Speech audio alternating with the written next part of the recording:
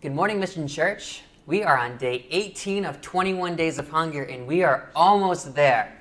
We are on John chapter 18 today, and I would summarize this devotion and chapter by calling it the chapter of betrayal. John 18 is titled Jesus Arrested, and it's the beginning of the scene of Jesus' trial before he is crucified. So verse 1, when he had finished praying, Jesus left with his disciples and crossed the Kidron Valley. On the other side, there was a garden, and he and his disciples went into it.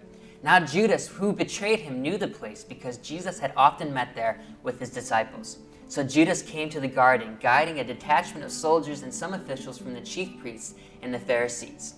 They were carrying torches, lanterns, and weapons. Jesus, knowing all that was going to happen to him, went out and asked them, "Who is it you want?" "Jesus of Nazareth," they replied.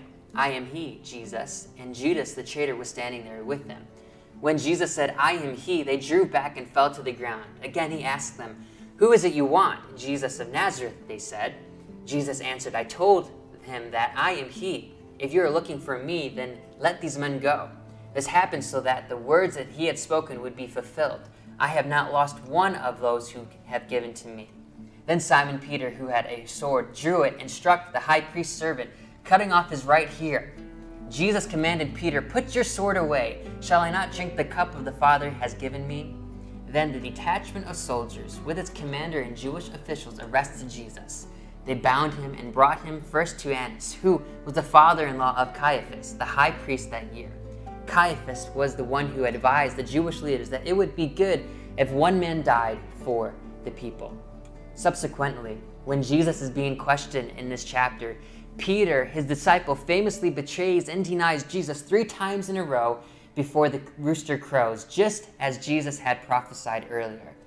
This truly is the chapter of betrayal. Judas gives Jesus over to be arrested, and Peter denies he knows Jesus 3 times.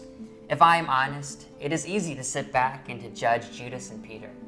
We think to ourselves, how is it even possible for Judas to follow Jesus, see the miracles and evidence that he is the Messiah, and then have the audacity to betray him and hand him over?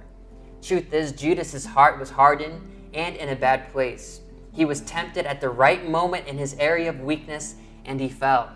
And Peter's betrayal, he verbally denied Jesus 3 times, even after he said earlier that there was no way he would even do that.